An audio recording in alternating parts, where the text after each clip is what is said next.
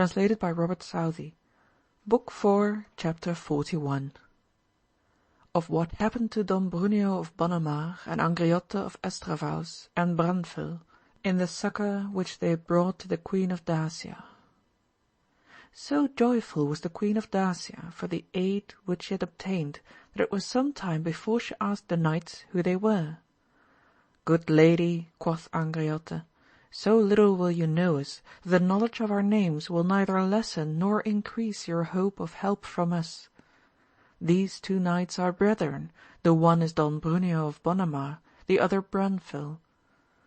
Don Bruneo by his spouse is brother to that Amadis of Gaul whom you were seeking. My own name is Angriote of Estravaus. When the queen heard that, she exclaimed, O good sirs, now do I thank God that I found you, for your renown is everywhere gone abroad. They who told me of the great wars between Amadis and King Lisuarte told us also of the best knights who were there engaged, and I well remember your names among the best. Thus they continued their voyage till they reached the kingdom, and then it was resolved that the queen should remain on shipboard till she saw what success they had. And they, taking their horses and arms and their squires, and two knights unarmed, who were in the queen's company, to guide them, took their way toward the city wherein the princes were besieged, which was a good day's journey from the shore, and they bade their squires carry with them food and barley for the horses, that they might not enter any inhabited place. They rode on till evening, and then rested a while upon the skirts of a forest, and gave their horses to eat, then mounted again and continued their way, till about an hour before daybreak they arrived at the camp. As covertly as they could, they reconnoitred it to see where was the weakest part, that they might break through, and having done that, they bade their squires and the two knights to use their endeavour, while they were fighting, to reach the town. Accordingly they three charged upon 10 knights, whom they found before them. At the first encounter each overthrew his man, and they broke their lances, and then laid about them so manfully with their swords, that the other knights, thinking they were attacked by a greater number, began to fly, crying out for help. Now, quoth Angriote, let us leave them and get to the walls. This they did. The uproar had brought some of the besieged to the ramparts, who knew the two knights, and without delay opened the portal and admitted them. The princes, hearing the outcry, hastily arose, and when they heard that these knights were come to their help, and that the queen their mother was living, of whom before they had heard no tidings, whether she were alive or dead, they were greatly rejoiced, and the townspeople also took heart. So the knights were lodged in the palace, and disarmed, and then went to rest. Meantime there was a great uproar in the duke's camp, the whole army were alarmed, and it was day before the tumult subsided. The duke questioned the knights, and they said they had seen about 8 or 10 horsemen, though they believed there had been more, and that they had entered the town. Upon this he said, They must be some of the country, and I will enquire who they are, and if I can learn, they shall lose their lands. He then bade the army disarm, and retire to their quarters.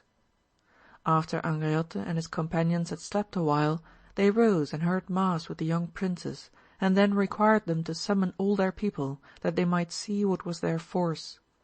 When this was done, they said it was enough to resist the numbers of the duke, and they three took counsel together, and resolved that when it was night an attack should be made upon the besiegers, and Don Bruneo at the same time attempt to escape on another side with the youngest prince, and go to certain places in that district which were well affected, but had been compelled to supply the duke's camp, because they saw their king slain, and that the queen was fled, and the princes besieged. Among them it was thought Don Bruneo might collect some succours, when they were encouraged by his presence, and the sight of the prince; the which if he could do, he should make certain signals, and they would sally by night, while he at the same time attacked the camp.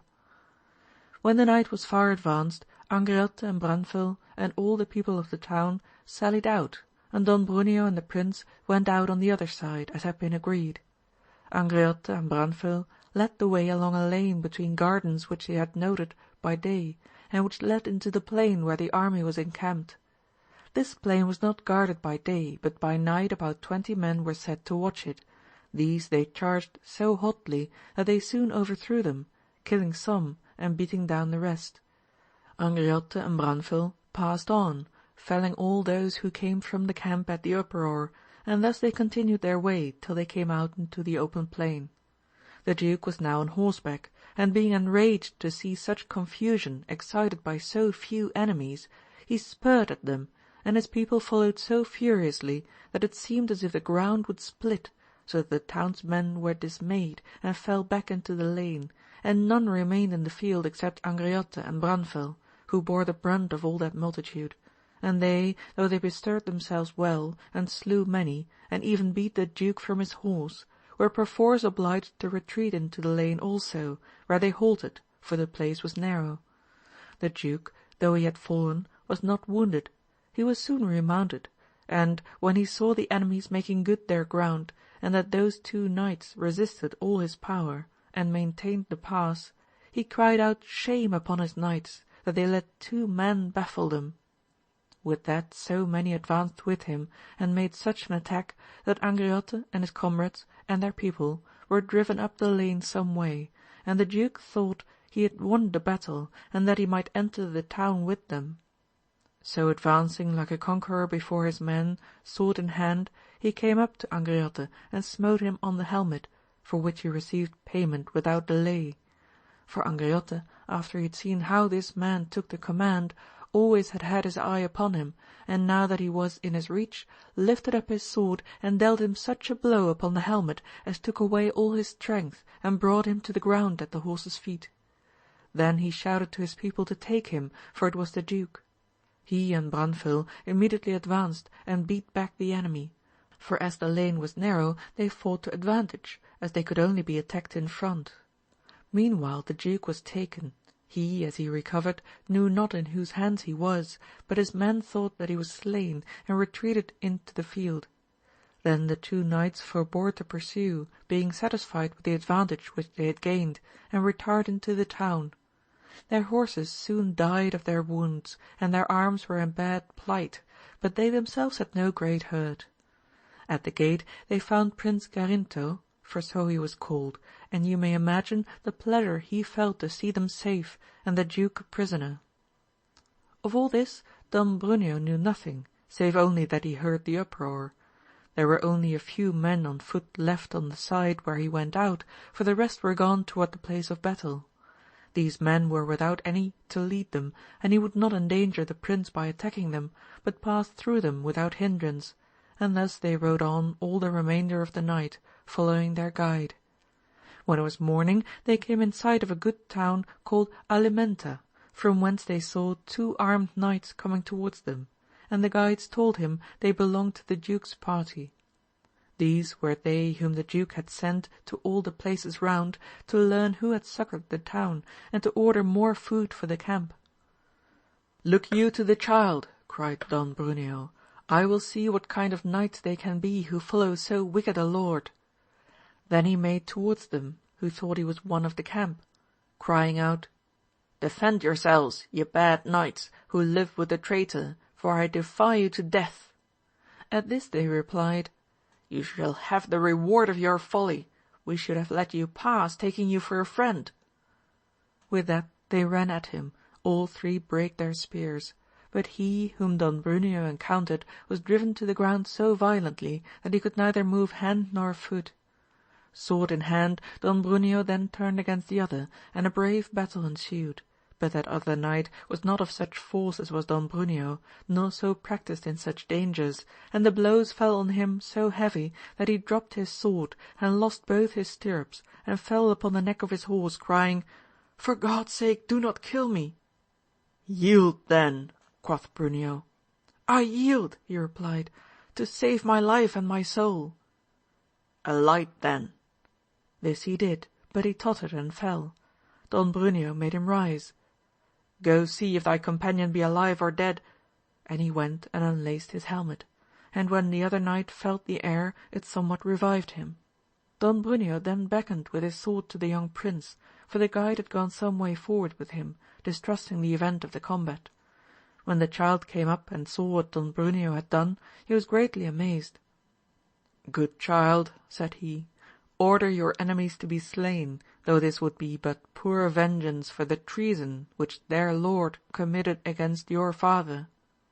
The child replied, But peradventure, Sir Knight, these had no part in that treason, and if it please you, we had better take them alive than slay them.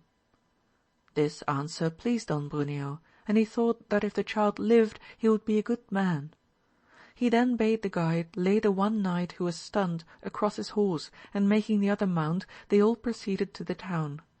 Greatly did the townsmen wonder to see those knights who had left them that morning return in such a plight, and in this array were they carried along the street into the square, where the people soon collected, who, when they saw the prince, they kissed his hand and wept, saying, Sir, if we dared put in execution what our hearts desire, or if we saw any hope, we should be ready to die in your service. But we know of no remedy, for we have no chief or leader. O men of little heart, quoth Don Bruneo, do you not remember that ye are vassals of the king, this child's father, and now also of the king his brother? How do you now discharge the duty to which ye are bound, seeing your lord slain by so great treason, and his children besieged by the wicked duke his enemy? Sir Knight, replied one of the most honourable of the townsmen, you say truth, but we have had none to lead us on, and we are people who live more by our substance than by arms. But now that our prince is here, and you to protect him, say what we are able and ought to do, and to the best of our power we will do it. You speak like a good man, said Don Bruneo, and it is reasonable that the king should well reward you, and all who will follow your opinion. I am come to lead you, and to die or live with you. And then he told them he was of the Firm Island, and in what manner he had come with the queen.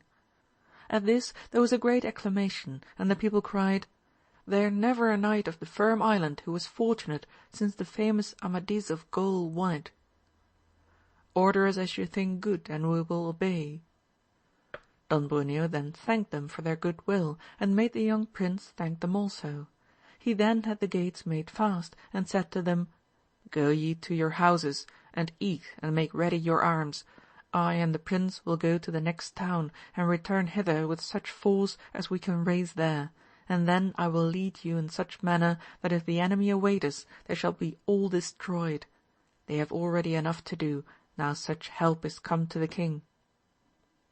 As they were preparing to depart at noon, 2 countrymen came to the gate in great haste, and bade the guards let them in, for they brought good tidings. So they were led before the prince and Don Bruneo, to whom they related how the duke had been taken, and that his army were breaking up in confusion. We, said they, are of a neighbouring valley, and had been to the camp with provisions, and seeing this, we came here, that the townsmen might be on their guard, lest these men should attempt to spoil them in their retreat. Upon this Don Bruneo summoned all the people to the great square, and he and the prince rode among them, and made these countrymen repeat their tidings. Now, good friends, said he, I will go no farther for succour, for we are enough, and great shame would it be if we should have no part of this glory. And the townsmen all cried, As soon as it is dark, let us set forth. He would fain have persuaded the young prince to remain there in safety, but he would not forsake Don Bruneo. So as soon as it was night, they set out towards the camp, and when they had advanced some way, made the appointed signal. The townsmen, seeing it, knew that Don Bruneo had sped well, and they prepared to sally, but the besiegers, seeing their fires kindled by night, and having lost their duke, were in great alarm, and as fast as they could broke up their camp, and retired while it was yet dark, so that they had gone some way before their retreat was discovered. And when Don Bruneo came up to the camp, and they of the town on the other side, they found it deserted. Howbeit they pursued them, and coming up to them at daybreak made great slaughter, and took many prisoners, and returned with much spoil and great glory to the town. They then sent for the queen. Who can tell the joy she felt when she came and saw her son safe, and her enemy a prisoner? Angriote and his companions then besought her leave to depart, that they might return to the Firm Island, but she entreated them to remain 2 days, that her son might be made king, and justice done upon that traitorous duke in their presence. They replied that they would willingly see the king crowned, but not the punishment of the duke. He was in her power, and she might deal with him as she thought fit after their departure. The queen then had a great scaffold erected in the square, covered with rich cloth of silk and gold, and there the chiefs of the realm were assembled, and the prince Gerinto and the 3 knights, and they brought the duke, in such evil plight as he was, upon a horse without a saddle. And the trumpet sounded, and the prince was proclaimed King of Dacia, and Angriote and Don Bruneo placed upon his head a crown of gold, set with pearls and precious stones. Then were there great sports and rejoicings made for the rest of the day, to the great shame and sorrow of the duke, whom all the people reviled.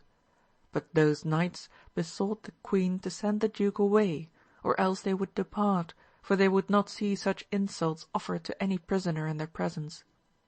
Upon this the queen remanded him to prison, seeing that it displeased the knights. She now besought them to accept certain rich jewels, but they said they would take no reward for what they had done, only as they had heard that the greyhounds and spaniels of that land were excellently good, if it pleased her they would take some for their sports in the Firm Island. More than 40 were then brought them, and they chose such as they liked best. When the queen saw that they would depart, she said to them, "My good friends, since you would not take my jewels, you must needs take one which I value above all others in the world, and that is the king my son, whom you shall present in my name to Amadis, that in his company he may be instructed in all good things that beseem a knight, as God hath already abundantly provided him with temporal goods. And tell him that if my son should live to years sufficient, he shall receive knighthood more honourably from his hand than from any other living, and that for his own sake and for yours, who have recovered me my kingdom, it is at his and your disposal." For this honour they thanked the queen as she deserved, and without delay embarked, the queen going with them to the shore, and on her return she had the duke hanged, that all might behold what fruit the flowers of treason produce. They sailed on till they reached the Firm Island, and then sent to tell Amadis that the young king of Dacia was in their company. Amadis and Agrayes went out to meet him, and they courteously bade him welcome, and lodged him with Don Bruneo, till he should have companions suitable to his age. Chapter 41 of Book 4